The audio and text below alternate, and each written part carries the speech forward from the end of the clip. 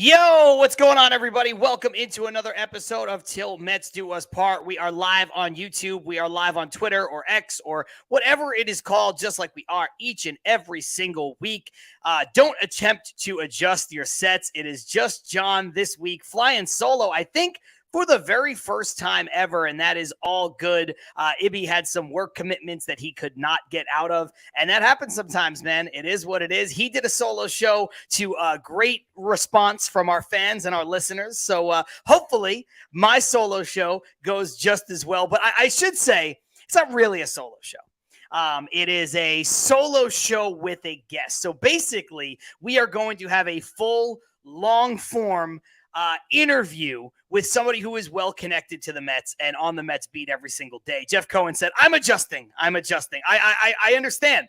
I understand this is weird. It's weird for me to look on this computer screen and not see Ibby. I've never done the show without him. He's done the show without me one time. Other than that, we have committed to doing this as many times together as we possibly can. And so far in the nearly 3-year run of this show, it's absolutely been, fantastic that we've been able to stay together as much as possible. Ibby chiming in from the show account saying, I'm here in spirit. It's going to be a great show. So with that being said, we have a lot to talk about with this guy, so I don't want to waste any time.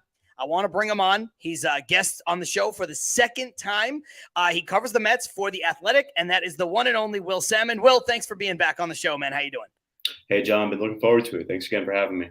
Absolutely, man. I appreciate you. I know the season's winding down, so maybe your day-to-day commitments a little different, a little easier, a little lighter. But I appreciate you joining the show during the season and giving us some insight, because there's a lot of stuff to talk about with the New York Mets. Obviously, the season did not go the way any of us, I'm sure yourself included, expected, but it has not been without some intrigue along the way, right? I mean, it's certainly been interesting. I would take a playoff berth and World Series potential over this level of interesting, but it's been interesting to say the least.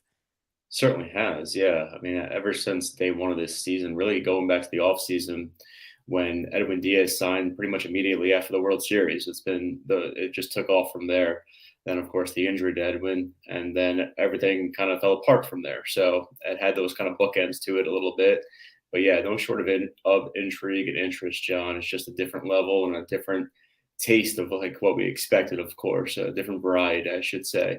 But yeah, and even now heading into the off season, a couple of weeks away, less than a couple of weeks away at this point, there's still plenty of stuff. Like, it happens almost every day still. It's just and that's what makes it fun for me, at least. That's why I enjoy the job, is that it's always something. It's always something to dig yourself into as a reporter and as a writer. So I thoroughly enjoy it. Before we dive into, I want to start with David Stearns. I do want to start there. But before we do, you mentioned the Edwin Diaz injury. And I know Monday morning quarterback, hindsight's 2020, revisionist history, anything you want to use. We've had guests on this show, former players, people in the media like yourself. We've had a lot of different people on this show that have looked back and said, man, Edwin Diaz got hurt, and that was really the end of the Mets season. Looking back, being in the clubhouse, being around the team, do you feel like that was really the death knell for this team, was the Edwin Diaz injury before it even got started, that this team was kind of, I don't want to say doomed, but just really starting very much behind the 8-ball? I put them back, but I don't think it was a death knell. I think that this was still a pretty good team. It should have been, at least.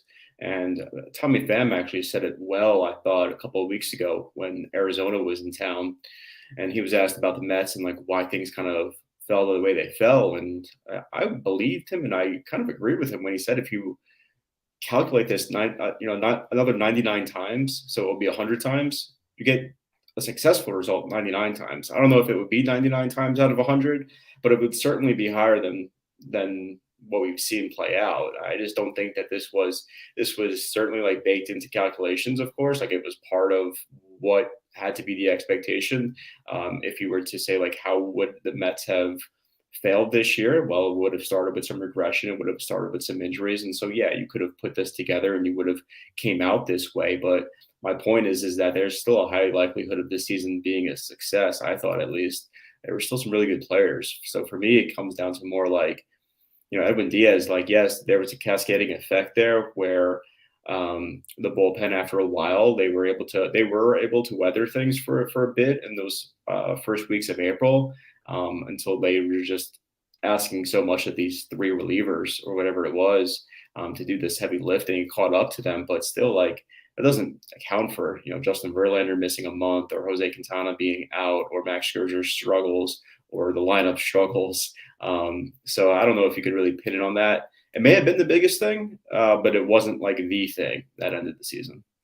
Yeah, I tend to agree with you there. And for everybody who is watching live, of course, it's Till Mets Do Us Part. We are without my co-host, Ibby, this week, but John Saponaro taking you through the entire episode with our guest this week, Will Sammon, who covers the Mets for The Athletic. And I did say I wanted to turn the page and talk about the future and talk about David Stearns, but I do want to ask you one more thing as it relates to, kind of, I don't want to say eulogizing this season because there's still a couple weeks left to go, but the Mets are where they are. They're entrenched. They're really not going to go, anywhere beyond, what their record indicates that they are, which is a below 500 team.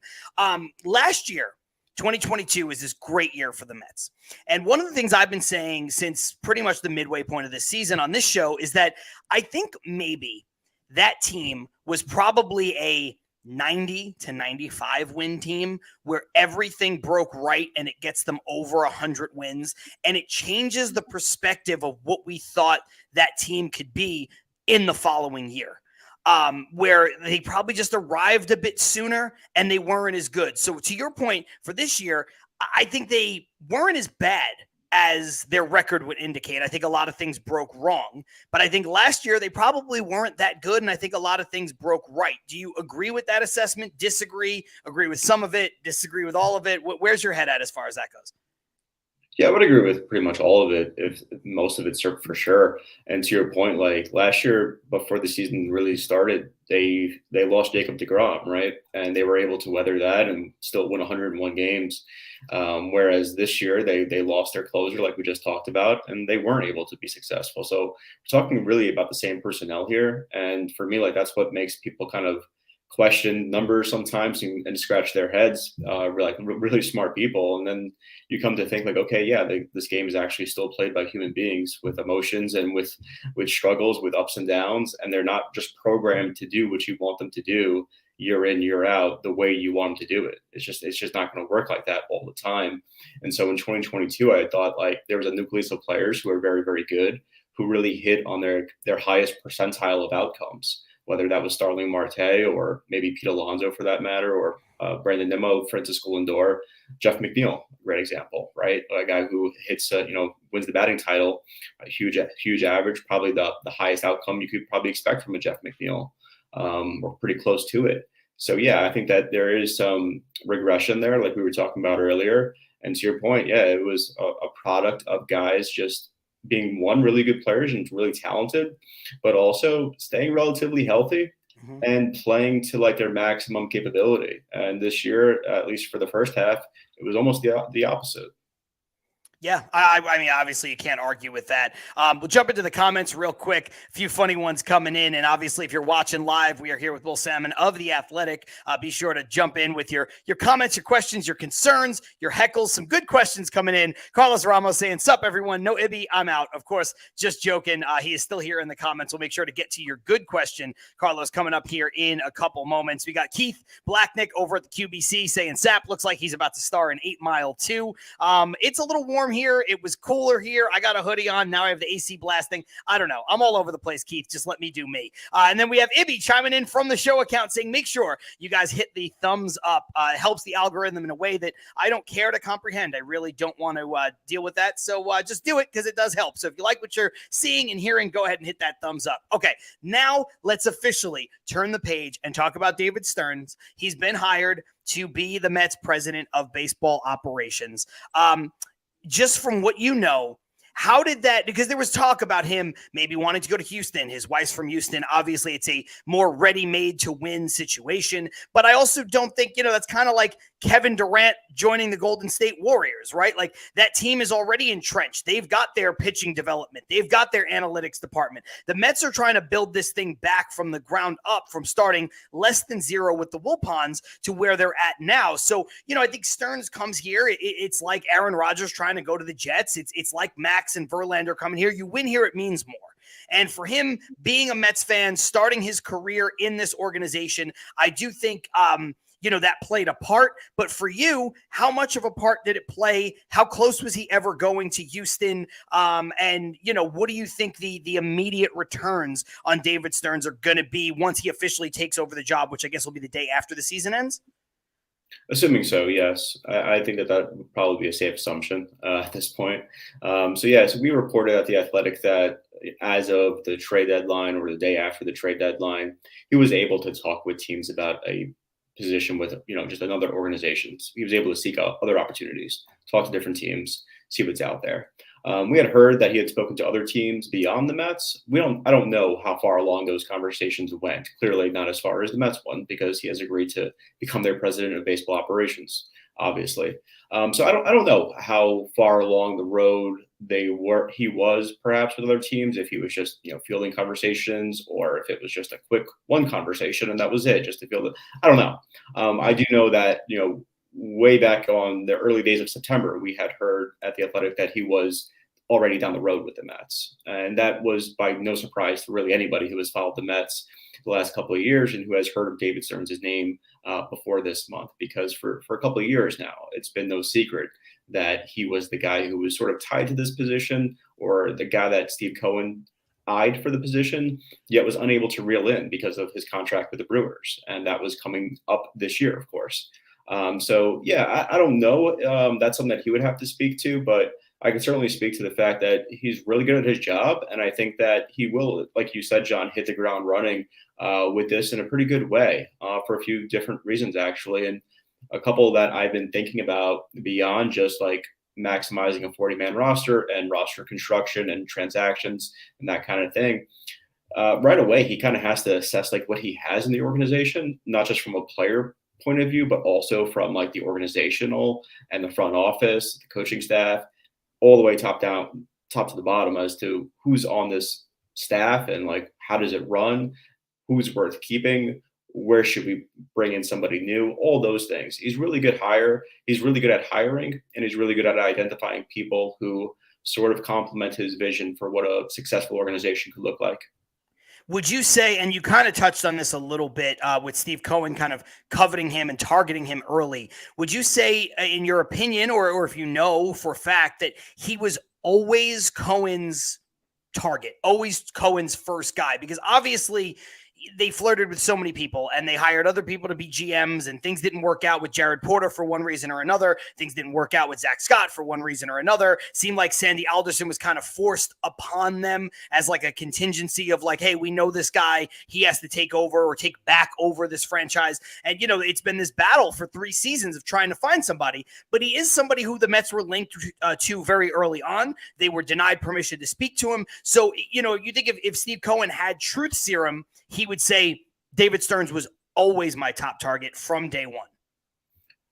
I would be led to believe that would be the case, just because of the guys that they were speaking with, of the potential people, I should say, that they were speaking with for that job. I don't think off the top of my head, maybe somebody will correct me on this, but I don't know, without going back and reminding myself, how many of those people had the credentials that David Stearns has, who could be that president of baseball operations. I distinctly remember them speaking with a handful of really well-regarded GM types, like a Matt Arnold, who is with the Brewers right now, who is their GM. I don't think they would have inserted Matt Arnold into a president of baseball operations role per se, without him having a couple more years as a GM somewhere. Same with Billy Epler, right? Where like they didn't hire Billy Epler to be the president of baseball operations. They hired him to be a GM. And also when they hired Billy Epler, he came to this organization with the understanding that there would be a president of baseball operations above him anyway. So that leads me to think that there was always that idea of it being David Stearns if David Stearns wanted this job, which clearly he did. When you look at Billy Epler, and everything you're saying about him right now seems to be the consensus that people around the league have thought he came into this job knowing somebody might get hired above him, barring something, catastrophic, if you will, where Stearns can't take the job and then somebody else, and then you just kind of roll with what you have right now. And maybe Billy Epler stays as that lead guy in charge. Apparently he's got a good relationship with David Stearns. So do you think everything is all good as far as the Mets hierarchy goes in the front office? Do you think, Epler was told when this hire was imminent? Do you think Epler was, I don't want to say consulted, because I think that gives him a little bit too much clout in the organization. If you're going to hire his boss, you're going to hire his boss. And if he wants to leave after that, he can. But do you think the Mets are going to see any shakeup in the front office as far as Billy Epler is concerned? No, I think actually my understanding is that he was involved to some degree in the process, actually, like within like talking about it, and he was very in the know of like what was going on. I don't think even in Steve Cohen, like when he sort of reaffirmed his desire to hire a president of baseball operations in June, when he did that whole big, here's what's going on with the Mets kind of thing, and here's my reaction. That's when he not initially, but he brought up this idea again, brought it at least back into the public conversation, back into people remembering about it. Because for a while it kind of cooled off while Billy Epler was in charge and making these decisions. But he brought it kind of back to the forefront. And when he did, my understanding was that Billy Epler knew that was going to happen. It wasn't as if he was caught by surprise by Steve Cohen's comments or anything like that. And then it is also pretty much my understanding that he was fairly involved in the know as to what was happening or what's been happening within the front office. All that to say, like, I think David Stearns would work fairly well with Billy Epler, or really anybody with any sort of like level of high end experience like Billy Epler has. And I say that because it's not as if like David Stearns completely like revamped the Brewers front office when he got there.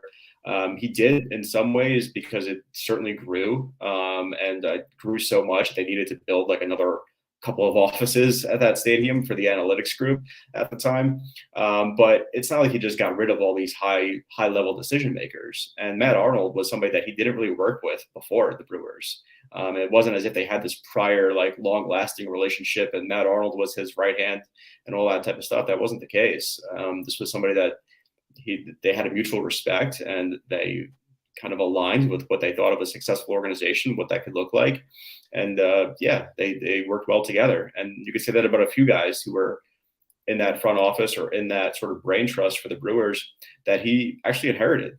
Certainly he brought guys in, like I said, but he also inherited a few key guys. So I think he will work well with Billy Epler, assuming that he stays and wants to stay, and assuming that David Stearns also brings in some other guys or some other people that he feels very comfortable with that could execute his vision as well. But yeah, I think it should work. I mean, because there are some things that Billy Epler does really well, or else he would not be in this position and he would not have had the tenure as a baseball executive as he's had. Yeah, I think that last point is a great point. And for everybody's watching live, of course, it's Till Mets Do Us Part. John flying solo as far as co-hosts go this week, but I have a great guest, Will Sammon from The Athletic. We're talking about David Stearns and kind of the fallout of what that's going to mean for the entire Mets organization moving forward. I'm not ignoring any questions. We got a lot of good ones about Pete Alonso and some other stuff about player personnel that I'd like to get to with Will later on, just kind of carry the narrative through in a way that makes sense. Right now, I want to jump in real quick and just Keith and Jeff Cohen have two back-to-back comments that I think make a lot of sense. He said, I would go somewhere like the Mets if I were Stearns to challenge myself as an exec to try to see what I can do with the team and with the resources. And Jeff Cohen saying he would be an all-time president of baseball operations. That is Stearns. If he were to bring a World Series to the New York Mets, it is worth the challenge. But quick aside on Stearns, Will, you mentioned the things that you think Billy Epler, or you said that Billy Epler does things well, otherwise he wouldn't be in this position. There are a lot of people in Mets fandom who do not like Billy Epler. I think what he did at the trade deadline has changed that a little bit. I think people are happy with the way he was able to flip, older players for a lot of youthful talent. And in the cases of Dominic Leone, he's able to get a prospect back for a player that they signed off the street, a kind of a poor man's R.A. Dickey deal, if you will. Of course, R.A. so much more accomplished in his tenure with the Mets. But I just want you to rate Billy Epler's tenure as a GM on a, pass-fail A to F kind of scale. I hope you receive some heat for that, John, comparing R.A. Dickey to Dominic Leone. All due respect to Dominic Leone. I mean, it's a similar kind of deal, right? Like you sign a guy to a minor league deal, spring training invite kind of thing, and you're able to get something of significance back from him. But of course, yes, R.A. Dickey wins the Cy Young along the way and back-to-back one hitters and 20-game wins. Yeah, I get it. Yeah, no, and I certainly get your point. Yeah, with Billy Epler, I would give him a passing grade. I don't know about the scale of A to F. I'm not giving him an A, but I'd give him a passing grade for sure. And I say that because, like, look, this was Steve Cohen's like vision, and like we all have bosses that we have to answer to who make the calls for us, right? Unless you are your own boss. But Billy Epler is not his own boss. Steve Cohen is his boss. And so like if the direction is, hey, we got to switch here, and they come to the decision between the two of them and whoever else they trust in their room, hey, we've got to do something here because the numbers are telling us to do something here, because the playoff odds are not in our favor. This is not looking good, and we're better served doing something for the future. So, okay, that's the decision that they make. Certainly, Steve Cohen, whether it was completely his call or not, he definitely had a huge hand in it. I don't know, 100%, 90%, whatever. It's his team. But it's up to Billy Epler to, at the end of the day, it's his name attached to the evaluations of these guys, though. So like Acuna or the guys they got from Houston for Justin Verlander, like you mentioned, the prospect for the Angels for Dominic Leone, the prospect they got for Tommy Pham, the two kids they got for David Robertson. All those guys are people that Billy Epler and his crew had to point to and single out. Like Steve Cohen is not saying like let's get that double A kid. Right? So like this is Billy Epler's evaluations here. So that's why even at the trade deadline, I said that he would have an outsized impact here, no matter how this goes, because we're all going to point to these moves a couple of years from now and either be like, wow, these kids are pretty good, or wow, these kids are terrible. Like we gave up on the season for this. It's going to go like one of those two ways probably. So he's going to have an outsized impact. And I think his evaluations have yet to be seen in that sense. I think he's been pretty solid for the most part in the off seasons, where like heading into the season, you felt really good about what the Mets kind of looked like. Sure, they had some questions. My main one at the time was, hey, this is the same lineup. So like, the kind of the concerns that we had last year, whether it was small, large, debatable, we still had those heading into this year, and you were banking on these guys to repeat their performances. So that aside, like there were some other hits that he had right in the offseason, whether it was Kodai Senga or Tommy Pham. I would still do the Justin Verlander thing again. I would still do the David Robertson thing again, Adam Ottavino. So like it wasn't as if like they didn't have a good offseason. Like they re-signed Brandon Nimmo, they re-signed Edwin Diaz. They got deals done that they should have gotten done. That said, the issue or the criticism that I think is sort of deserved sometimes with Epler is the Mets in back-to-back years really haven't really improved in the margins and haven't really improved in terms of like depth and quality of depth that you want to count on when injuries or poor performance happen. So like last year's trade deadline was a good example, the 2022 one. And then even early on in 2023, sometimes like, sure, it's hard to deal for like a closer type in April. Like that ain't happening. But, you could have maybe made a lesser trade for another, mid-tier reliever who could have helped out a little bit. I don't know. It's kind of easy to play Monday morning quarterback there, but just that's the point I'm trying to make, is that maybe that's where a lot of the criticism could fall, is like the identification of other players beyond the stars who could have helped over the course of 162, which is, by the way, something that David Stearns is very good at. Yeah, it's funny that you bring that up, because to take it back to the beginning when I asked you, hey, did this team overachieve in 2022? They play better than what they actually could have and should have been record-wise. One of the things I've said when people criticize, oh, they went out and they got Verlander and he's old, and they paired him with Scherzer and he's old, and all they did was bring back Nimmo, and all they did was bring back Diaz, and all they did was, it was like, well, when a team wins 101 games, you would riot in the street as a fan base if the Mets didn't try to go all in. You are, to a degree, whether we say they underachieved, overachieved, whatever, you are, to a degree, what your record says you are. Now, if you're Steve Cohen and you're trying to show that you're different from the Wilpons, and you're trying to show that there's a new sheriff in town, and your team goes out led by, you're starting pitching with Scherzer and DeGrom and then Diaz at the back end and all this stuff, and you're trying to show that you're capable and of going all in, and you're willing to go all in, and you lose DeGrom, and you go, don't worry, guys, we re-signed Trevor Williams, we re-signed Seth Lugo, and we signed Nate Eovaldi, we'll be ready to go. There would have been riots. Now, I mentioned those three guys because Lugo's had a decent year. There was a stretch of the season where Eovaldi was the best starting pitcher signed in the offseason, and I think Trevor Williams is a serviceable swing guy. So I think if you get those three guys, the Mets are probably in a better position than they were with going out and getting Verlander and adding him to the mix. But the rhetoric would have been like, how can you do this? We had DeGrom and you gave us Trevor Williams. We had DeGrom and Scherzer. Verlander's right there and you don't go out and sign him. And now what? So I think sometimes we're all frustrated as fans, but I think sometimes you have to understand that, like, there was kind of only one way for the Mets to go. And that's why I know it would have been a disaster. Again, Monday morning quarterbacking. I was all for them getting back involved with Carlos Correa. I don't think Carlos Correa deserved the money that he got in terms of the player that he is or the money that the Mets were offering him. But they were trying to go all in. They were trying to change this rhetoric. And I think, nothing exists in a vacuum. Steve Cohen was here as a minority owner at the tail end of the Wilpons ownership. He knows what is stacked up against him in terms of fan perception and how to run a team and how to build a team and where you're willing to spend and not willing to spend. You know what I'm saying?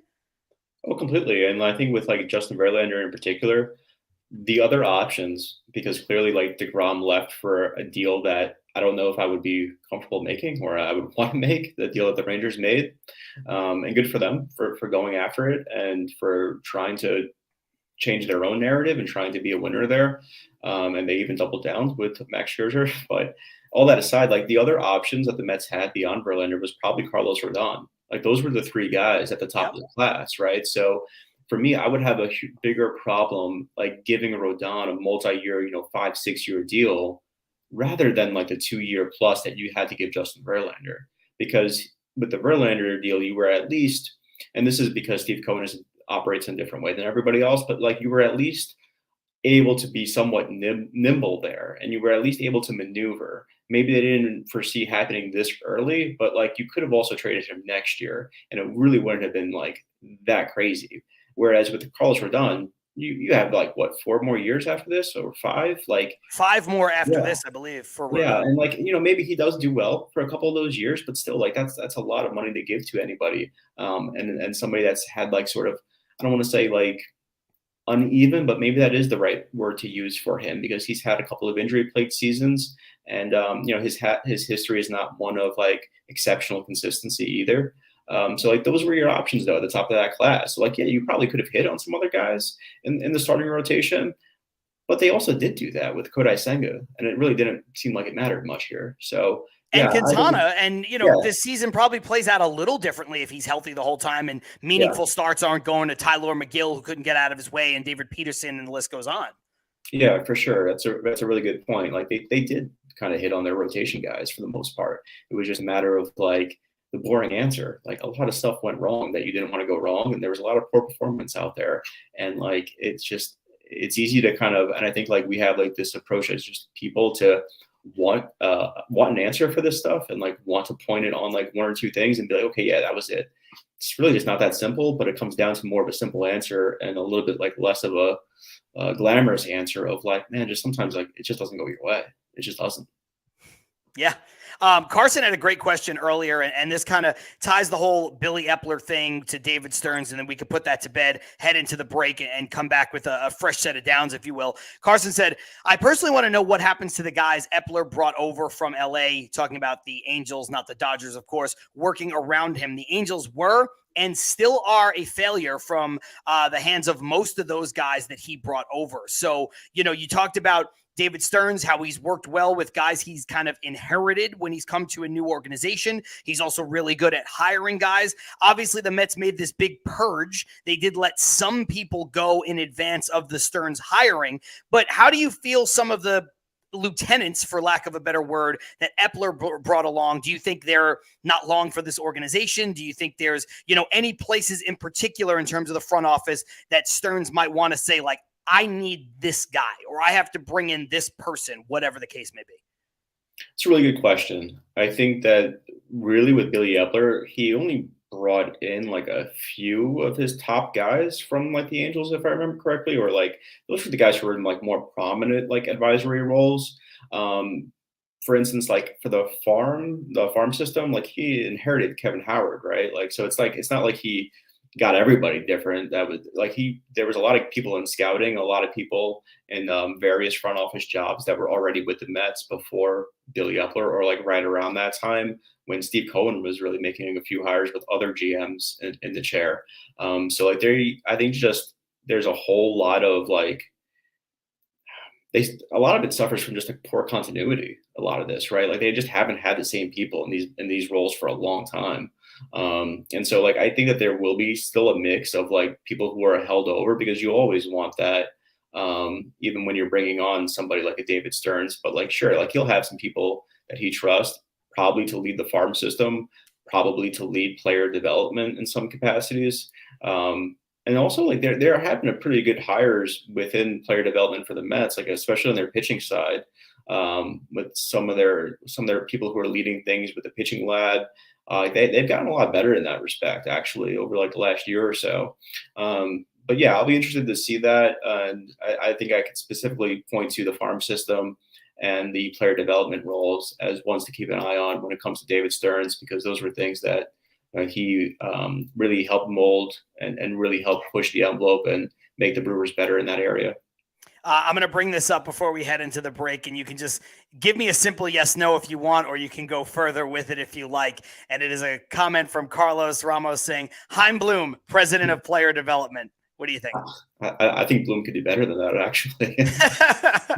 I think so. I think Bloom was so hamstrung by Henry and the ownership group there with the Red Sox. They basically were like, hey, take this job, trade one of the best players to ever put on the Red Sox uniform where you know you're not going to get fair market value. And he got probably less than that when it was all said and done. And then they let Bogarts walk, who I know he got an astronomical deal, but it's just, it seems as though they're not ready and willing, the Red Sox, that is, to play ball. And I don't think Bloom did a great job, but I also think his hands were tied the entire time from the moment he took the job. Yeah, I would agree with that assessment. I think that you could, like any GM's tenure or any president of baseball operations tenure, there's things that went wrong, things that went right.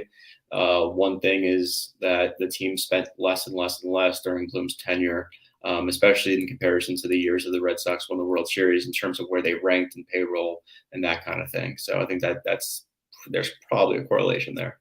This is not a Red Sox show, nor is it a Tampa Bay Rays show, but I do want to ask you this with regards to that hire, right? Because he was the guy. He was the golden boy, the next great hire, and obviously things end unceremoniously. And the reason why I bring it up is because obviously when Brodie Van Wagenen gets the job here with the Mets, Chaim Bloom was the other candidate to make it to the final, 2 or 3 or whatever it was. Do you think Chaim Bloom was hired by the Red Sox because they wanted to get under the luxury tax threshold and they saw what he was able to do in Tampa with less money and they were like, just do that here? Because I think that's, there's a copycat league aspect of this, but that doesn't always work. It's not a 1-for-1 because you don't have the same people under that guy making the calls and making other decisions and scouting and all that. Yeah, you don't have the same infrastructure. Yeah, probably, right? Like looking at these owners, how they operate, like who wants to lose money? Not many of them, right? So like, why wouldn't you point to the Rays or other teams, whether it's the Guardians or the Brewers, whatever, and be like, yeah, run my organization the same way you ran this organization. We could spend a little bit more money, but we don't want to keep losing as much money as we've been losing.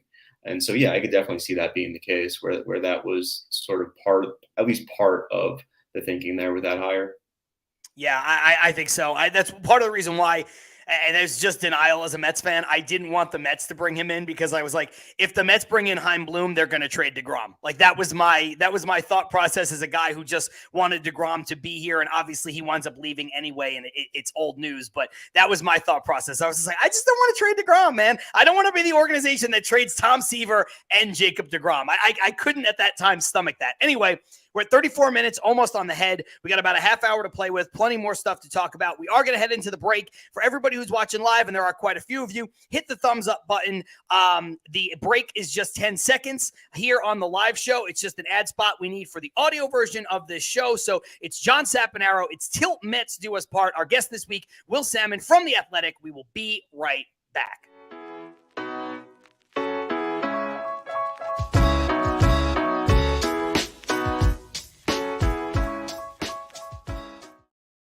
Yo, just like that, we are back. John Saponaro, till Mets do us part. My co-host, Matt Ibanez, out this week, but he is in the comments here and there, and I appreciate him tuning in from his work engagement that he has to be at. But if you guys are watching this live, of course, watch it on YouTube is the best way to interact with the show. Your questions, your comments, your concerns, your praises, your heckles, everything that you want to say comes in real time. But we understand that not everybody can do that all of the time. And so if you don't have time to watch the entire show, it will air and live forever on our YouTube channel, which is appropriately called Till Mets Do Us Part, forever once we're done with the broadcast here in about 30 minutes. And if you can't even do that and you want to listen to it tomorrow morning on your way to work, on your way to school, at the gym, while you're on a walk, whatever it is, you could do all of that too.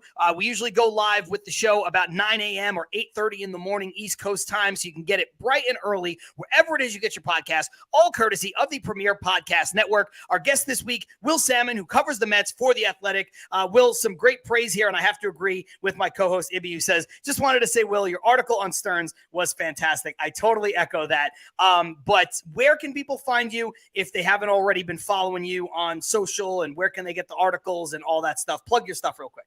Yeah, appreciate it, John. Thanks. On Twitter, I'm at Will Sammon, WILLSAMMON, and at theathletic.com. We're actually running the $1 a month sale for access. I believe that will get you for a full year's actually worth of a subscription. So pretty good deal. I think that runs until the end of the month. It's kind of like an end of summer type of situation there. So yeah, it's a good time if you're interested. And yeah, we definitely will be covering Stearns quite a bit in the next couple of weeks, and pretty much all things Mets for that matter, heading into what should be another consequential offseason for this franchise.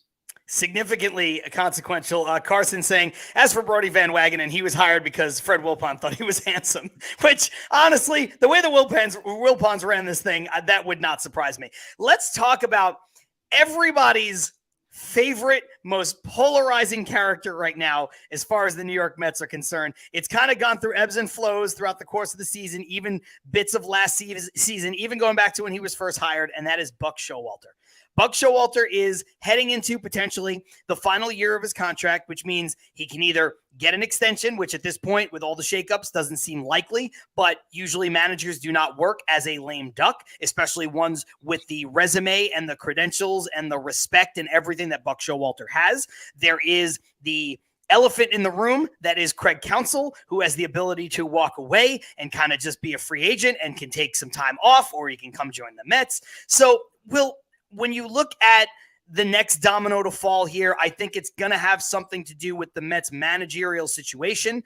If you asked me before the Stearns hire, I would have said 100% chance Buck Showalter comes back. Either he's willing at this stage of his life and his career to see this through on a one-year deal, essentially. He's had one great year, one bad year, and let's see this through. Let's see what happens. Or maybe they give him like a one-year extension so he's not a lame duck. That would have been the most likely scenario for me prior to Stearns. Once Stearns gets hired and you find out Craig Counsell's situation, I think it becomes, to me, a coin flip.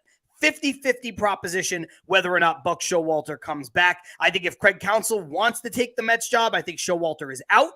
But your thoughts on the entire situation? Do you think 50-50 is a good odds? Do you think it should be skewed in one direction or another? And do you think he would be straight up fired, or do you think he would be, reassigned within the organization? What do you think is going on with Buck Showalter specifically before we talk about the variable that is Craig Counsell?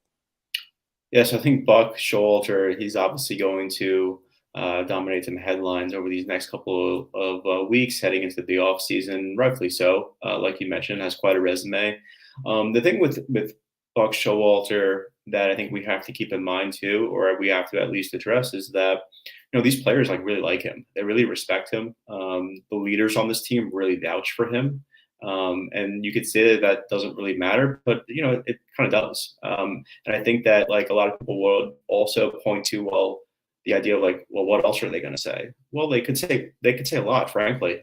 They could say a lot anonymously.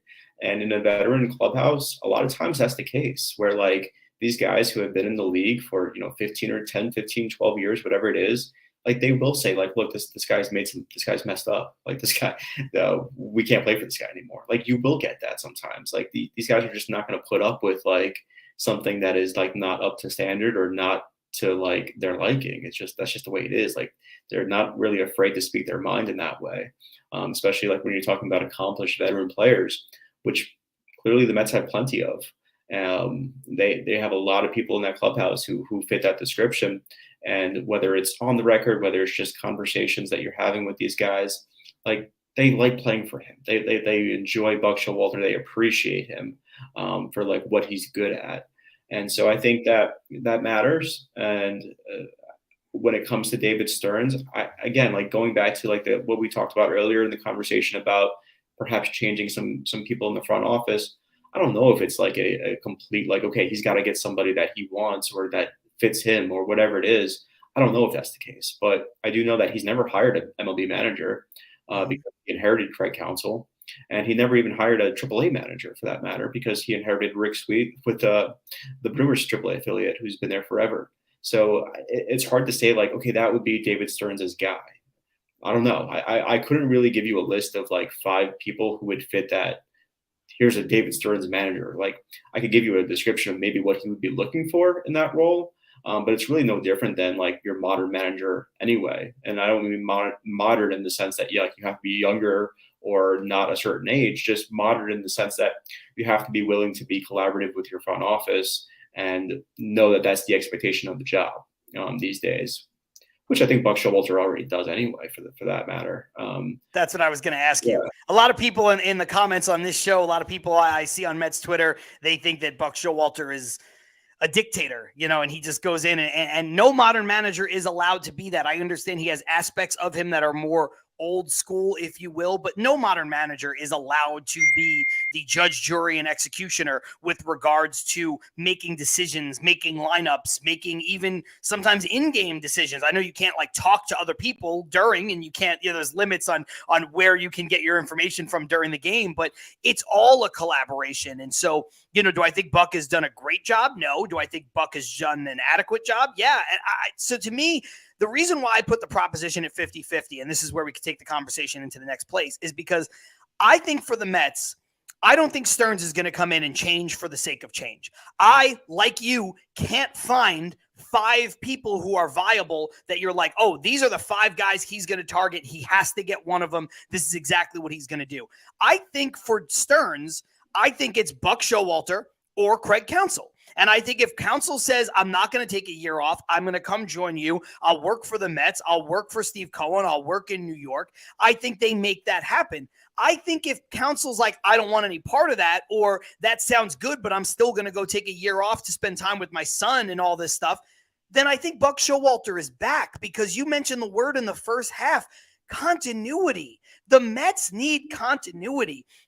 Fans always want to change. This didn't work, change it. This guy doesn't work, change it. This thing doesn't work, change it. Organizations, whether it's baseball, whether it's football, whether it's the NBA, whether it's the NHL, you need to have some kind of continuity. There's a reason why organizations like the Steelers in another sport are so successful more often than not. They've had 3 coaches in 50 years.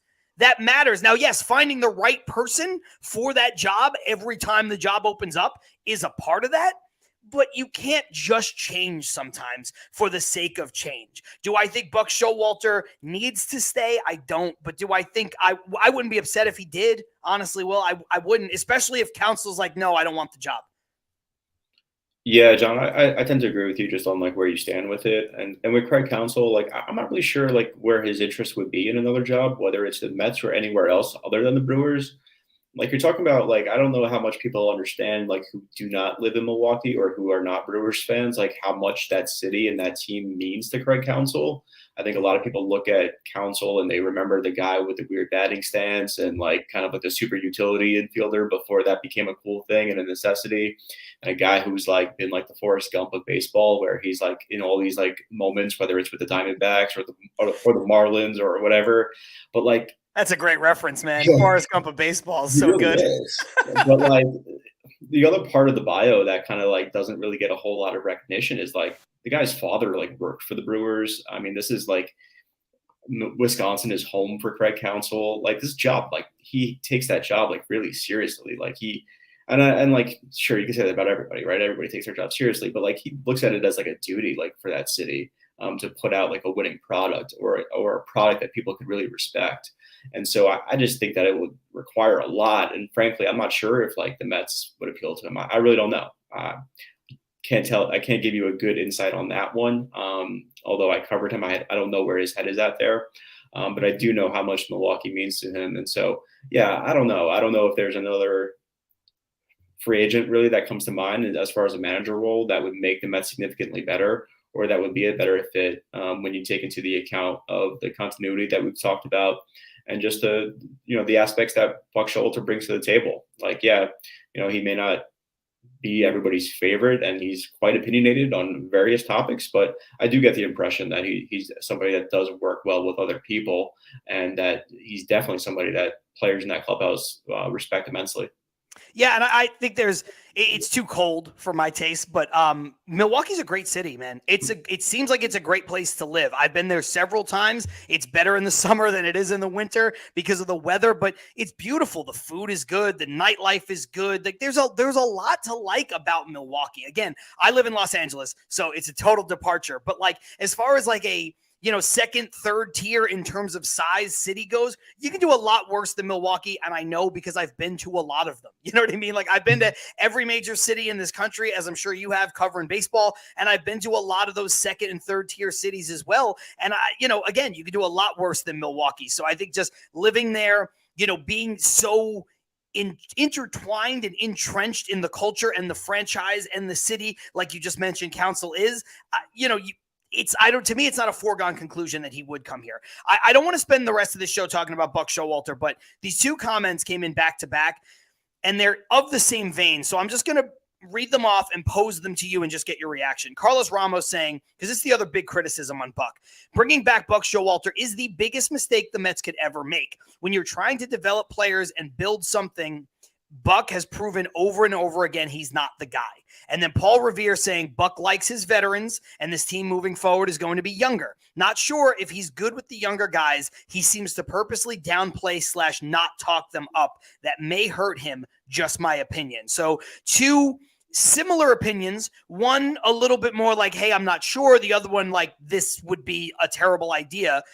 Just your reaction to that. Buck with the younger guys, Buck with leaning towards the veterans, and also just the concept of bringing Buck back being the greatest mistake the Mets could make in the offseason, which I disagree with. No, I think they could do far worse things than bring Buck Showalter back for another season or two. Yeah, I think those are fair. Be careful, man. You're going to start getting stones thrown at you. No, it's okay. No, I think it's fair, like the criticisms for sure. Totally. And I think that like, even say, I guess what it was like May and June-ish when like Francisco Alvarez was still batting ninth, I had some questions with that. Certainly. Like, yeah, it's just, why would you bat one of your best players ninth at that time? But there is some strategy, or there is part of the calculus from like where Buck Showalter is coming from, like by not sort of saying these are the best players since the beginning of time when it comes to these prospects and these young players, because like that could have like an adverse effect sometimes where like, you don't really want somebody to think that they're the greatest thing ever straight out of the minor leagues. It's also kind of a disservice to the players who have been in that clubhouse who have accomplished things. Whereas like some of these kids, they may be very talented, but they haven't really done anything yet. So like there's a fine line to walk there where like you're in charge of like 26 or 25 other guys. And you have to be a pretty good communicator and pretty honest and transparent with all those guys. And so like that's where I think Buck Showalter has won some people over in that room, is that he has been that guy who is, you kind of know what you're getting, and you know he's going to be prepared. He's going to be a good communicator when it comes to that and handling his own players. So like that's what they really respect about him, is that they feel like they have he has their back. But yeah, as far as like development goes, that kind of thing, I don't know if like maybe this is not the job that Buck Showalter signed up for anymore too, right? Like we have to consider that aspect where like, the job that he took may be a little bit different than the job that he has now. And like, I don't know like where he stands on that too. So I think that's worth considering. Again, to reiterate, I don't know where he stands on it, but it is worth suggesting at least, or thinking about that the job has changed a little bit too, where and we'll see what they do in the offseason. Maybe it changes back immediately to like, this is a World Series type team and blah, blah, blah. But for right now, it seems like there's a little bit more of a focus on the future. And so we'll see like where he stands on that and where the organization stands with him. That's one of the things I said last week when we were talking about, potentially moving on from him and if he was willing to take a different assignment in the organization. His desire to come back was maybe predicated on the fact the Mets were going to spend a lot of money and try to be a win now team. And I think Buck is 68 years old. Maybe he doesn't want to deal with trying to, get through. I think the Mets are going to be highly competitive. I just don't think they're going to have the expectations on them that they did coming into this season. But I also think they wouldn't have had the expectations, Will, because if they kept all these guys and they finished, with 85 wins, they would not have come in off of a team, the same way a team did coming off of 101 wins. So I think the expectations were always going to be down. I think the ability to spend money in terms of being locked into those contracts, had they not traded any of those veterans, would have been a little bit down. And, so I think the Mets are in the exact same spot that they would have been in terms of the everyday major league roster. That they would have been in regardless. I think they're in a better stance in terms of showcasing the youth, being younger. I think baseball has proven it's a young man's game now. Give me the guy who is athletic, fast, throws hard, hits hard. Give me that guy and let the chips fall where they may. Give me O'Neal Cruz. That's why I was clamoring for Ronnie Mauricio. I don't know if Mauricio is going to be a great pro, but I know he does a lot of things that the Mets don't do well as a team. And bring that guy in, inject that guy into the team's DNA and see what happens. So a lot of things coming up now about where the Mets are going to go. Like Carlos Ortiz just said, do you think the Mets will go after Ohtani? So not taking Ohtani, because I think he's such a complicated situation, especially with the injury and the surgery and all of that. The Mets offseason approach, in your opinion, and I know it's early. The offseason hasn't started. David Stearns hasn't even done his introductory press conference yet. But for me, the Mets core is Nimmo, Diaz, Senga, Lindor, Alvarez, and Alonso. Outside of that, I think anybody else is expendable in the right deal, in the right situation. I think Beatty is not as good as some people think he is. I like McNeil as a player, but I think the extension that they signed him to only makes him more valuable to trade, not less, because it's so team-friendly in a way. I know he's coming off of a down year. You don't sell low, but I just think there's opportunity there to move a player like him. So I would say McNeil is the honorable mention among this group. So then, of course, they have all of the, highly touted young kids. The only one who I think is immovable today, right now, is Alvarez, because he's a catcher who can hit 30 home runs or more. But your thoughts on that group of players as a core, and your thoughts on their offseason approach, just as they look to build this team, heading into next year, again, where I think personally they are going to be competitive. I think they're going to be a team that competes for the playoffs. I don't know if they can compete with the Braves. The Braves seem like they're on another planet right now, but I think they're going to be competitive and compete for the playoffs, period. Well, that's probably how they looked at the trade deadline, right? Like where like those guys were, the guys that you didn't list were probably expendable to some extent, or at least maybe not expendable is the right word, but they would have to at least entertain conversations about some other guys. Whereas say like Nimmo and Lindor, those guys are obviously locked up for a long time and their contracts almost make them unmovable anyway. So you're going to hold on to those guys. Those guys are part of your nucleus, and it helps that they're very good players, clearly. But yeah, I would agree with like your overall take there for the offseason, looking ahead at like the picture that they face. Certainly at the top of the list is going to be the decision point with Pete Alonso as he enters like the final year of his of arbitration, which makes him very valuable in the trade market as well, of course, before he hits free agency. And then they also have to look at like how are they going to rebuild their entire starting rotation again. Maybe not entirely, because you're returning Kodai Senga, you're probably returning Jose Quintana, but certainly the bullpen needs help. And then that's still three starters that are question marks. So I would expect the Mets to not necessarily like go overboard with spending like they did in the past couple of seasons, in the sense that like they were paying for guys who were probably past their prime. I think that these guys have the people that they target through free agency or trades, they have to be in that prime sweet spot. And so a good guy for an example would be like Yamamoto from Japan, the starting pitcher. Yeah. He's somebody who's like, 25 years old. So like that would fit like their mold, right? Where it's like, okay, we're no longer talking about the guys who are Starling Marte's age or even Mark Canna's age for that instance. Certainly not the 38, 39, 40-year-olds of Max Scherzer and Justin Verlander. Maybe they step away from doing those kind of deals and focus mainly on guys who are in their prime. So problem with that is that there aren't a whole lot of guys in their prime in free agency, right? Because in baseball, the years of arbitration kind of take you through that for the most part. So I don't know like what that means for like how good the team will be, but that's kind of my feeling on where we could expect them to spend or want to spend. Yeah, that's what I said early on a couple weeks ago. 3 people I would identify for the Mets right out of the gate. I think Yamamoto is the top pick. I think he's got to be the guy they go all in after. He'll be 26 years old. He's got a ton of talent, ton of upside. I know you're always rolling the dice a little bit when you're talking about a Japanese pitcher coming over here. They could be their same dominant self. They could be a tick below that. They could be, completely terrible, the Kayagawas of the world, right? And that's a risk that you're willing to take when you sign a guy from another league where things are a little different. But I'm going to bet on talent there. So I go all in on Yamamoto.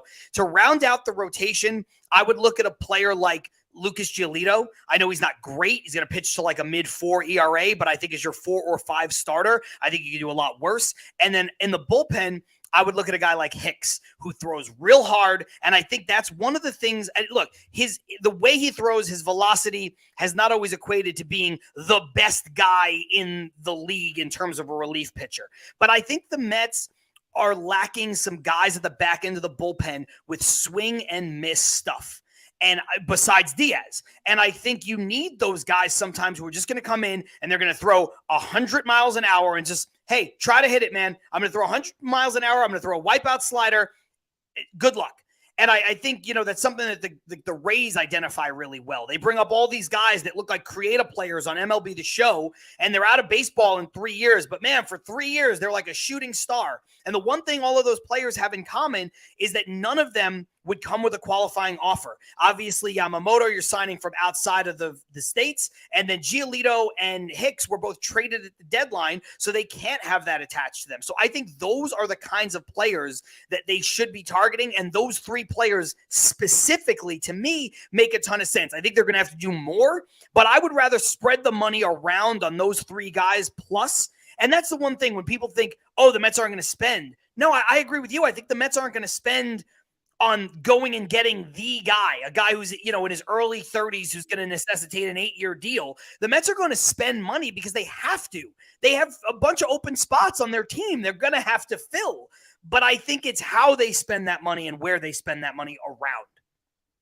Yeah, I think for me at least, to be clear, I would put Ohtani in a different tier than anybody else in that conversation.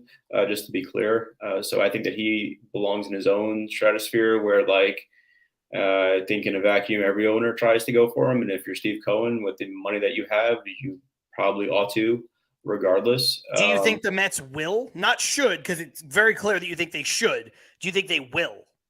My guess is that they would. That's not like reported as like something that's going to what I can report, but my guess is that they will. I haven't been told otherwise, but I also haven't been told definitively that, like, yeah, sure. Is it just because Steve Cohen has so much money and it's just like the draw that Ohtani could be and the singular talent? It's just like you can't rule them out, a la the Mets under George Steinbrenner, the Yankees under George Steinbrenner, where it's just like if a guy like that becomes available, they're at least going to pick up the phone. They'd be crazy not to. Yeah, plus the fact that, like, Steve Cohen's a businessman who knows the value of Ohtani from a marketing standpoint and for how much money that will generate, even from Japan and like from all over the country where he's a draw. But also, like, man, this guy's still going to be a really probably top 2 or 3 player in baseball. So, like, what I mean is that when I put him in his own tier, it's like I don't know if like his prime years equate the same way as like some of the other players that I mentioned in that sense, right? Where like you look at a free agent who's like 33, 34, and you're like, yeah, he may be good for that 1 year of the 3-year deal, but those other 2 years are not going to be good. Whereas if you sign Ohtani, like by all accounts, it looks like he's going to be very, very good for a very long time, even withstanding these injuries or in the elbow one in particular. So yeah, I think they have to be in the conversation at least with it. But then to your other point about a couple of other names you mentioned, I can see the rationale. If it's me, I probably lean toward a little bit more steadiness than somebody like a Giolito would provide you. I would try to target maybe some of those guys who kind of fit that consistency factor that like Jose Quintana brought, or that in theory could bring at like a lesser price point as well, probably than a Giolito. So that's probably like the aisle that I would shop in if I was the Mets, because you have the upside of a Senga, and you have Quintana in the fold. You're probably going to be in the mix for Yamamoto. So I think to fill out those four or the fifth, you would look for maybe more of that high floor type that Quintana could bring. And so, yeah. And then overall with the bullpen, sure, in theory, I agree with you too.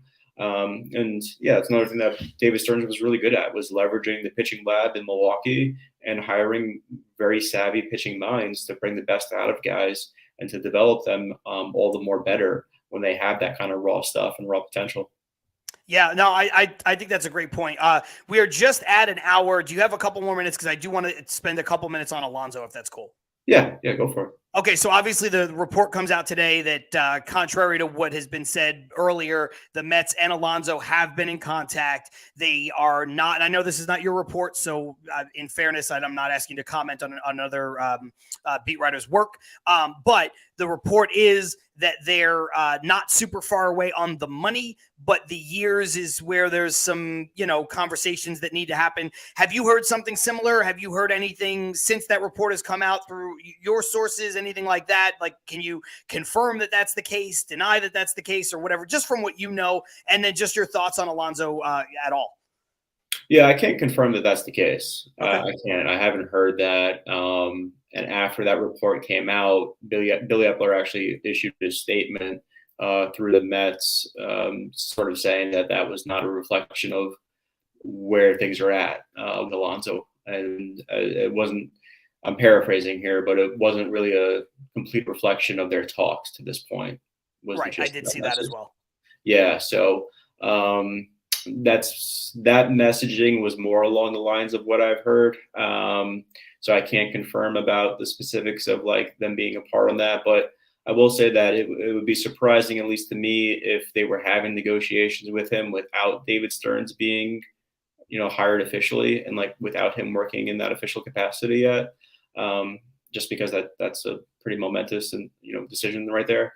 And as far as like whether or not, like personally, I would do it, I would. And I think like you're in a situation where like, yes, the guy has his flaws. He's not a complete, player in the sense that he's not somebody that's going to, bat 300 or, steal you a bunch of bases and play fluid defense all the time. He's a power hitter, but he's a damn sure consistent one. And you know what you're getting pretty much. And even in a down year, the guy's on pace for about 50 home runs. Maybe one of the quietest 50 home run seasons that I can remember, but it's the fact. Like the guy's putting up the numbers more or less than what that you're used to, despite one of the worst months of June of his career. So yeah, I would, but the sticking point probably will be the years when it comes down to it, because he's a guy who is going to be approaching, 30 years old, and he's a first baseman. And so like those guys, they typically, historically speaking, do not age well.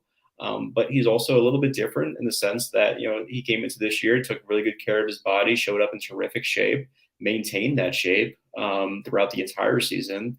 And he has shown a willingness to improve, whether that's defensively or trying to get better with plate discipline and that kind of thing. So I don't know. I'd be hard pressed to be the one who would move on from Pete Alonso, just because you know what you're getting. And it may seem on the surface to be replaceable, but there just aren't that many guys who are going to hit 50 home runs for you, or close to 50 year in, year out. I mean, that's what I say. There's an old adage in baseball, and everybody who watches this show, they know, and it's a broken record, that you could buy power. And I do agree with that. I think you can buy power on the free agent market. But the two caveats to that for me are, one, you can't buy elite power, and that's what Pete represents. You can't just buy 50 home run hitters. They don't grow on trees. The other part of it is, to buy a 50 home run hitter, they're either going to come with their own warts. So if you don't like Pete's warts, well, what about Kyle Schwarber, who's going to probably finish with 50 home runs and a negative WAR? Right? You don't like that Pete hits 230. Well, what if Kyle Schwarber hits 180? So all of a sudden now you're talking about warts. The other thing is, you're going to have to pay a premium for them to get them. It's not going to be any cheaper to go out on the free agent market and try to sign, I'm just making stuff up, Yordan Alvarez than it is to sign Pete Alonso right now. It's not going to be necessarily cheaper in that regard. The other part of it is that just really blows my mind is sometimes you have to make decisions that are beyond the scope of baseball between the lines. And as a fan, and I like to think I'm a pretty realistic, pretty objective fan, but I'm still a fan. This is still the franchise that traded away Tom Seaver. It's the franchise that watched Jacob deGrom walk. It's the franchise that watched David Wright's career go away through to injury. It's the franchise that watched Doc and Darryl fade away into obscurity because of their off-field issues. Sometimes you just have to lock a guy up. You just have to pay a guy to be the guy that he has been for your franchise. And I don't know if that's, a good baseball decision, but I know if that guy's going to hit 50 home runs every year or close to it, I know it's not a bad baseball decision. Do you know what I'm saying? Because a lot of the comments that I've been getting and a lot of the pushback are like here from Carlos, you don't need a 50 home run hitter to win a World Series. Yeah, I understand that. But hitting 50 home runs in a season doesn't put you further away from winning a World Series by that logic. Do you need it? No, but it's not hurting you to have it.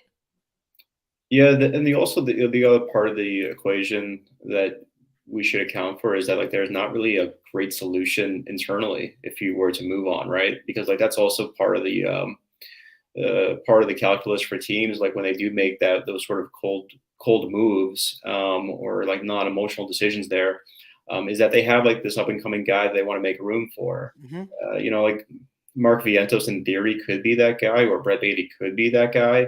But when presented with the opportunities, those players have not exactly ran with them, and they haven't really shown us yet that they should be in that conversation, right? Like not yet, at least. Maybe that changes next year, something like that. But like as of right now, it's not as if like you're super excited about the internal options if you were to trade Pete Alonso or decide not to bring him back. So I think that's a part of it as well when we talk about how hard it is to find or just what you're trying to build toward. Yeah, I agree. I mean, when you said that, the first thing that popped into my mind is when the Phillies let Tomei go to bring up Ryan Howard. There's no Ryan Howard on the Mets right now in the farm system. Now, you want to sit there and tell me, Ryan Clifford might be that guy, tons of power, the outfielder they got in the Verlander deal that projects more like a first baseman. Sure, he ain't that yet. I mean, he's so far away from the major leagues at this point. I know he's got power potential and he's got great, I don't know what his grade is on the 80s, the 2080 scale. I don't know, but I know he's got great power potential. Pete Alonso's not power potential. Pete Alonso's wake up every morning on April 1st to the first day of the season, March 28th, whatever, and 45 home runs. Just write it down. 45 home runs easily. So, I think that's part of it. The other thing for me, a lot of people are kind of bandying this about, and this will be the last topic, the last part of the topic before I let you go. There's a lot of people saying, hey, I would do 5 years for Alonso. I would do 5 for 200 and this for 180. To me, the number is clear. The comps that Alonso is dealing with are Olsen, Freeman, and Goldschmidt, all of whom are better players than him. I think coming into this season, you can make a case that Olsen was the better overall player, but Alonso may have been the better power hitter. Obviously, now that table is turned. He's in the MVP conversation. He's already hit over 50 home runs. So Olsen, Goldschmidt, and Freeman are all better players than him. They all signed extensions or deals. And I think if you look at Alonso's number, if you gave him 8 for 200, that is going to give him the highest total value of those 3 players, but it's going to give him less in AAV than Goldschmidt and Freeman, both of whom won MVPs before they signed their deals. And it's going to give him more AAV than Olsen, who signed that sweetheart Atlanta Braves deal that the Braves always seem to get from their players because they go and try to do it earlier. So I think, to me, that's a number that makes sense. He's not going to get $250 million. He's not going to get $300 million. First basemen don't reset the market, and guys who are just power hitters and drive-in runs don't reset the market. We're not talking about Aaron Judge. We're not talking about Manny Machado. We're not talking about Bryce Harper. Pete has one thing in common with all those guys, big power numbers, but he doesn't play a premium position. And he doesn't do a lot of other things at an elite level. So I think 200 for 8, which I think is, I think that's 25. That's a perfectly fine number for me. And I think that if the Mets offered him that, he would sign it tomorrow. Yeah, I guess you have the line of thinking there. I think with some fans who point to like, oh yeah, I do it for 5 years, whatever. Like, yeah, no kidding. But Pete Alonso won't. Like, why would he? Like, why? And he Why? shouldn't. That'd be Right, absurd. right. Why is he signing a 5-year deal at 28 years old? Right, right. So yeah, certainly that would be what the team would want, and it would make sense, and like it would make you feel better as a fan if that was the case. But it's not going to be most likely. I would imagine just based on like we talked about what history tells us.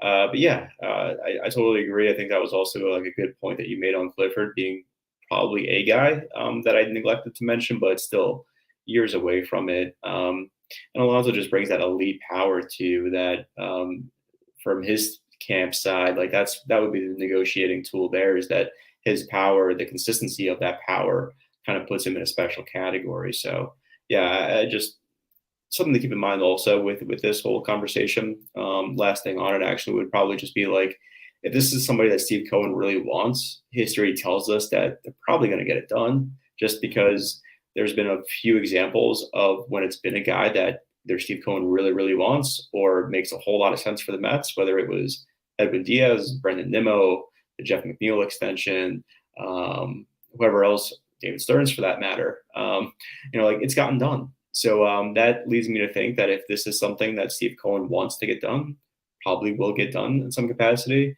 And I think the numbers that you mentioned off the top of my head probably seem realistic because it's going to require like a long-term commitment, whether that makes complete baseball sense or not.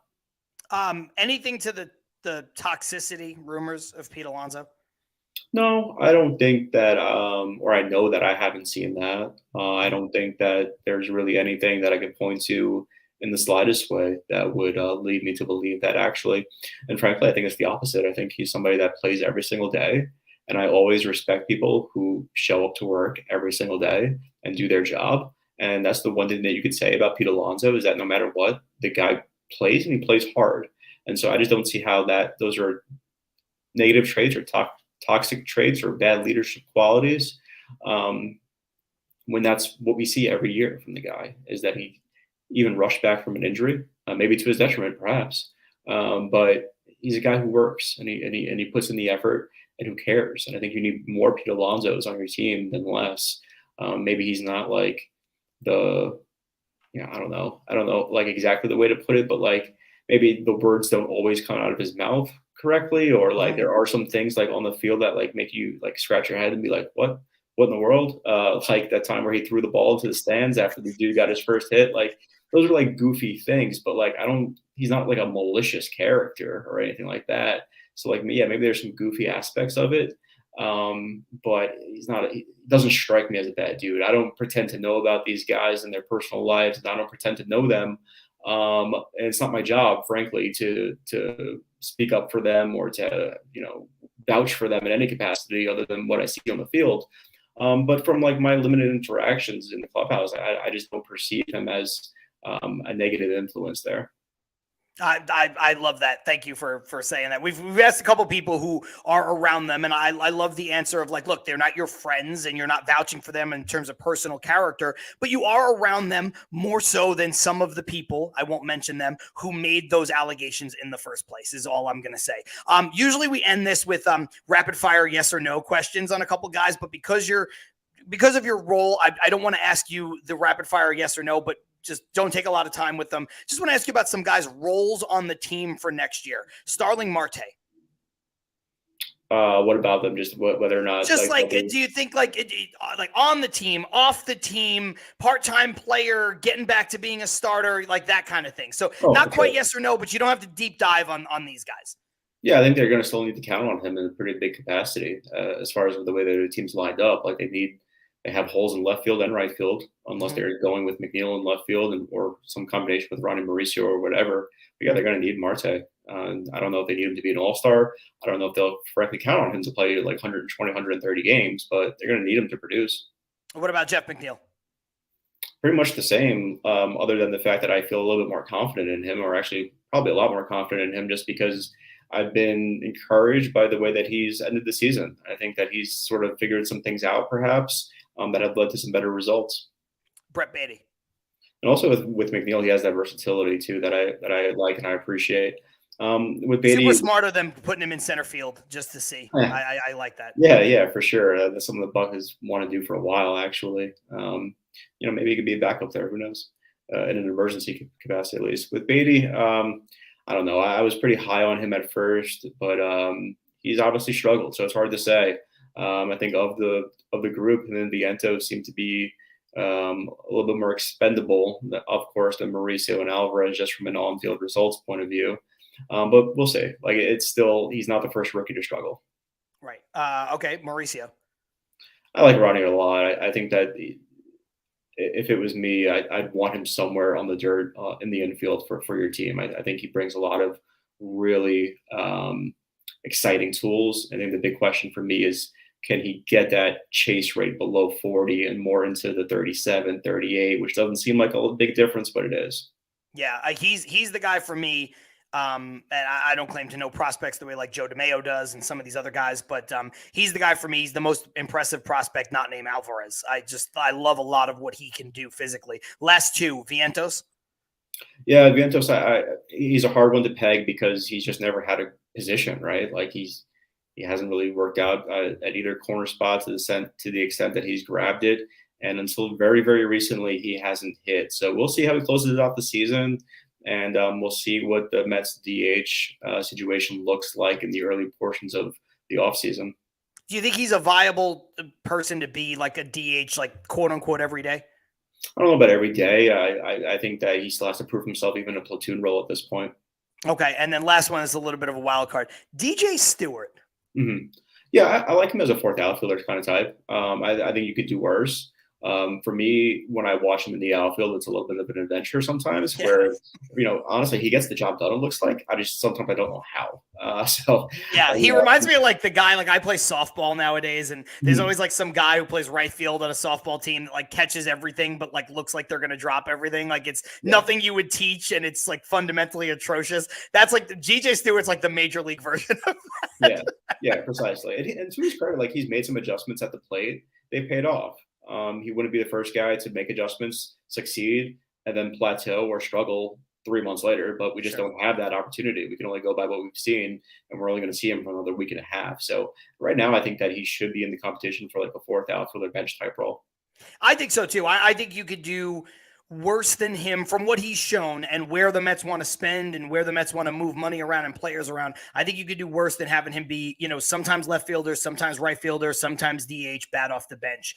He's got a first round pedigree. They always thought he would hit for power, and he never quite figured it out until this stretch. So maybe it's all fool's gold, but maybe he just figured it out. Maybe he Justin Turnered this thing, right? And he didn't learn it until he was 27 years old. That's possible. We've seen it before. Or to your point, we've seen guys have great stretches in meaningless baseball and then plateau and never kind of regain that again. So it remains to be seen. But I think it's a good story. And, I think you could do worse than, having him be in that role than going out and spending, even if it's just a few $1,000,000 on somebody who may or may not be better. It's sometimes you waste money on a guy who's, they've done it before. The Darren Ruffs of the world, it's like, you know what? Give another guy a chance to be this year's, Darren Ruff as a breakout, not, somebody who's already been there, done that. Will, thank you so much for giving me an hour and 15 minutes, almost an hour and 20 minutes of your time. I know that our listeners, our viewers really appreciated it. And that's great insight, as I knew it would be.